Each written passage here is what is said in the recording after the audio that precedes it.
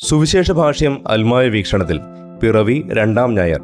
വചനഭാഗം ലൂക്ക അറിയിച്ച സുവിശേഷം 2-ാം അധ്യായം 22 മുതൽ 24 വരെയും 41 മുതൽ 52 വരെയുമുള്ള വാക്യങ്ങൾ. രചന അഭിലാഷ് ഫ്രേസർ.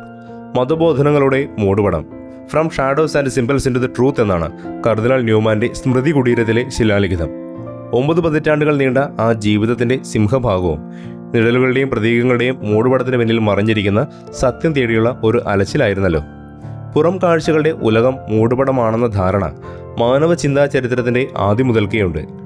അതിനു പിന്നിലെ അർത്ഥത്തെക്കുറിച്ചും അർത്ഥാന്വേഷണങ്ങളെക്കുറിച്ചും പ്രതിപാദിക്കുന്ന ചരിത്രം തന്നെയാണ് ഭൂരിഭാഗം തത്വചിന്തകളും മതചിന്തകളും. ചിത്രപ്പണികൾ കൊണ്ട് അലങ്കരിച്ച മൂടുപടം ഉയർത്തരുതേ എന്ന് വിളിച്ചു പറയുന്ന ഷെല്ലിയുടെ കവിതയും മൂടുപടത്തിനകത്തെ നിഗൂഢത തേടുന്ന മനുഷ്യവംശത്തിന്റെ നൈരന്തര്യത്തെയാണ് സൂചിപ്പിക്കുന്നത്. ചിലർ ജീവിതത്തിന്റെ മൂടുപടം ഉയർത്തി നോക്കി അതിനുള്ളിൽ ഒന്നുമില്ലെന്ന് കണ്ട് നിരാശരാകുന്നു. മറ്റു ചിലരാകട്ടെ ധ്യാനാത്മകമായി തുറന്ന ഉൾക്കണ്ണാൽ നിഴലും പ്രതീകങ്ങളും കൊണ്ട് തീർത്ത മൂടുപടത്തിനുള്ളിലെ നിഗൂഢ വെളിച്ചം കണ്ടെത്തുന്നു.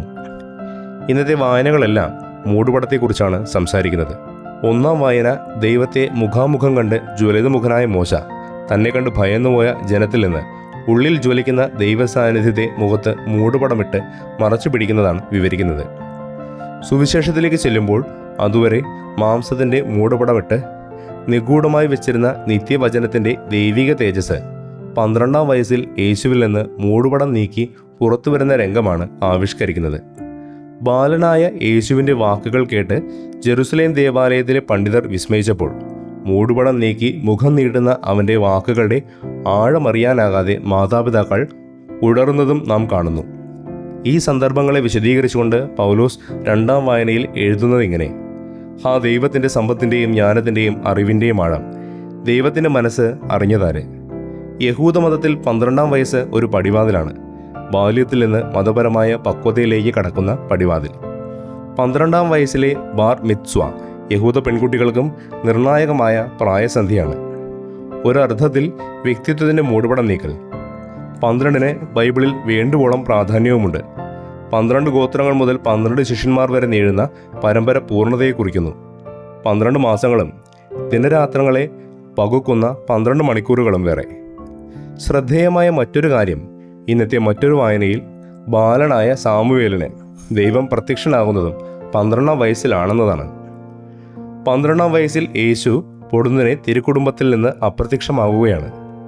മാതാപിതാക്കൾക്ക് ആകുലതയുടെ 3 ദിവസങ്ങൾ സമ്മാനിച്ചിട്ട് ദൈവം മൂടുപടം നീക്കി സ്വയം വെളിപ്പെടുത്തുന്നതിന് മുമ്പ് ആകുലമായ അലച്ചിലുകളുടെ ഒരു കാലമുണ്ട്. കർദിനാൾ ന്യൂമാൻ കുറിച്ചിട്ടതുപോലെ നിഴലും പ്രതീകങ്ങളും മാത്രം വഴികാട്ടുന്ന കാലം. കാൽവരിക്കും ഉത്ഥാനത്തിനും ഇടയിലെ അശരണമായ കാലം പോലെ.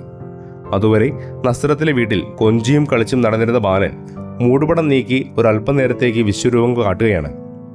മാംസത്തിൻ്റെ ഉടയാട നീക്കി വചനം ഒരു വേള സംസാരിക്കുന്നത് കേട്ട് സകല പണ്ഡിതരും ജ്ഞാനികളും വിസ്മയം പൂണ്ടു. ദൈവത്തോട് സംസാരിച്ചിട്ട് മലമുകളിൽ നിന്ന് മോശ ഇറങ്ങി വന്നപ്പോൾ ആ മഹാ തേജസ് താങ്ങാനാവാതെ ജനം ഭയന്നതുപോലെ മോശയ്ക്ക് മാത്രം വെളിപ്പെടുത്തിയിരുന്ന ആ ദിവ്യ തേജസ് ഇന്നിതാ ദേവാലയത്തിൽ സ്വയം വെളിപ്പെടുത്തുകയാണ്. ഒരു ചോദ്യാവലിയിലൂടെ മതബോധനങ്ങളുടെ മറഞ്ഞിരിക്കുന്ന അസ്ഥിവാരങ്ങളെ മൂടുപടം നീക്കി ഉയർത്തുന്ന ചോദ്യ പരമ്പരയിലൂടെ. ചോദ്യങ്ങളുമായാണ് യേശു തൻ്റെ വ്യക്തിത്വം മറന്നീക്കുന്നതെന്ന് ശ്രദ്ധേയമാണ്. ജോബിൻ്റെ പുസ്തകം അവസാനിക്കുന്നത് നോക്കുക. ദൈവം ഒരു ചോദ്യാവലിയുമായിട്ടാണ് ജോബിനെ നേരിടുന്നത്. ജോബിനെന്നല്ല ഒരു മനുഷ്യനും ഉത്തരം നൽകാനാവാത്ത ചോദ്യശരങ്ങൾ. ഈ 2 സന്ദർഭങ്ങളിലും ചോദ്യങ്ങളുടെ ദൈവം മനസ്സിലേക്ക് ഒരു വാതിൽ തുറന്നിടുകയാണ്. ജീവിത സമസ്യകളിൽ കുഴങ്ങി നിന്ന തൻ്റെ നേർക്ക് ദൈവം ഉയർത്തുന്ന ചോദ്യങ്ങളിലൂടെ ജോബ് ദൈവ മനസ്സിൻ്റെ നിഗൂഢതകളിലേക്ക് പ്രവേശിക്കുന്നു.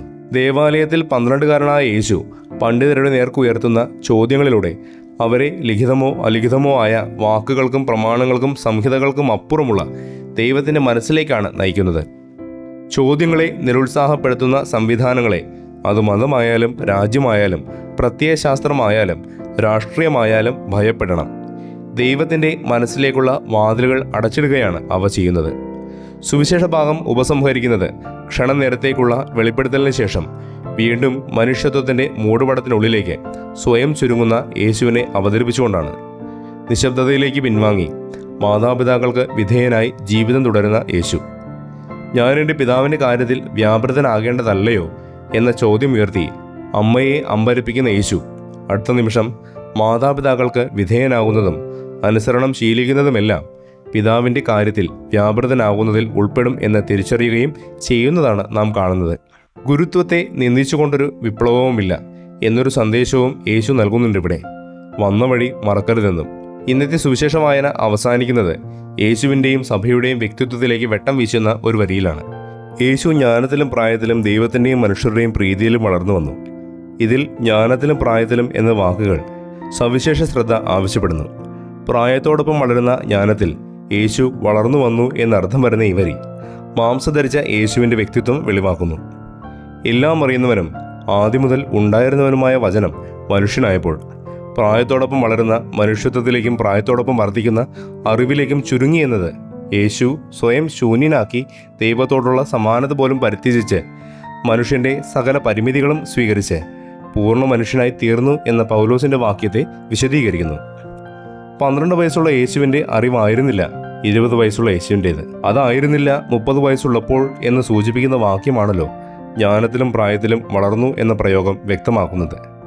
നിരീക്ഷണങ്ങളിലൂടെയും ശ്രവണത്തിലൂടെയും യേശു ഭൂമിയിലെ അറിവ് നേടിയിരുന്നു എന്നും ഇത് സൂചിപ്പിക്കുന്നു.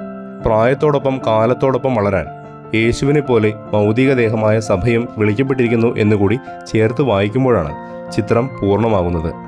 കൂടുതൽ ഉദാഹരണങ്ങൾ പറയുന്നില്ല. ഗലീലിയോടുള്ള കലഹം മാത്രം ഓർക്കുക.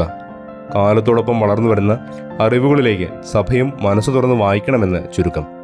ദൈവിക വെളിപാടുകളുടെ സനാതന സത്യങ്ങൾക്ക് മാറ്റമുണ്ടാകുന്നില്ലെങ്കിലും ലൗകികമായ അറിവുകൾ ഓരോ നിമിഷത്തിലും ഇതിൽ വിരിയുകയാണ്. മുൻവിധികൾ ഉപേക്ഷിച്ച് തുറന്ന മനസ്സോടെ അവയ്ക്ക് ഒപ്പം നടക്കാനും കാലത്തിനനുസരിച്ച് സ്വയം പുതുക്കാനും പ്രായത്തിനൊപ്പം അറിവിനെ നവീകരിക്കാനും ഈ സുവിശേഷ ഭാഗം ഓർമ്മപ്പെടുത്തുന്നു. കടുംപിടുത്തത്തിൻ്റെയും ചൂരൽവടി കാട്ടി അനുസരിപ്പിക്കുന്നതിൻ്റെയും കാലം കഴിഞ്ഞുപോയി. തുറവികളുടെ കാലമാണിത്. തുറവിയുള്ള ലോകത്തെ അതിൻ്റെ സകല വൈവിധ്യങ്ങളോടും സാഹോദര്യത്തോടും കൂടി ആശ്ലേഷിക്കുകയും ഉൾക്കൊള്ളുകയും ചെയ്യുന്ന മാർപ്പാപ്പമാരെ ദൈവം അയക്കുന്ന കാലം. ഉൾപ്രപഞ്ചത്തിൻ്റെ വാതിലുകൾ തുറന്നിടുമ്പോഴാണ്, ഉൾക്കൊള്ളലിൻ്റെ ഭാഷ സ്വന്തമാക്കുമ്പോഴാണ് ഒരാൾ പ്രപഞ്ചത്തോടൊപ്പം വളരുന്നത്. അത് സഭയായാലും സംവിധാനങ്ങളായാലും വ്യക്തികളായാലും. ദൈവത്തിൻ്റെ മനസ്സ് നിയമങ്ങളിലും മനുഷ്യസ്വാർത്ഥതകളിൽ പണിതുയർത്തപ്പെട്ട കാലാഹരണപ്പെട്ട ചില പാരമ്പര്യങ്ങളിലുമാണെന്ന് ധരിച്ചു കഴിയുന്നവരോട് ചോദ്യങ്ങൾ ഉയർത്തിക്കൊണ്ട് 12കാരൻ യേശു ദൈവത്തിൻ്റെ യഥാർത്ഥ മനസ്സ്, പരമമായ ആധ്യാത്മികതയുടെ ആത്മാവ് അനാവരണം ചെയ്യുകയാണ്. ആഴമാഴത്തെ വിളിക്കുന്ന ചോദ്യങ്ങൾ ഉന്നയിക്കുന്ന ദൈവത്തിന് മുമ്പിൽ എല്ലാ കടുംപിടുത്തങ്ങളുടെയും മുൻധാരണകളെയും മൂടുപടം നീക്കി സ്വാഗതം വിടരുന്ന കണ്ണുകളോടെയും തുറന്ന കാതുകളോടെയും നിൽക്കുകയല്ലാതെ ഈ പുതുവർഷ ആരംഭത്തിൽ നാം മറ്റെന്താണ് ചെയ്യേണ്ടത്?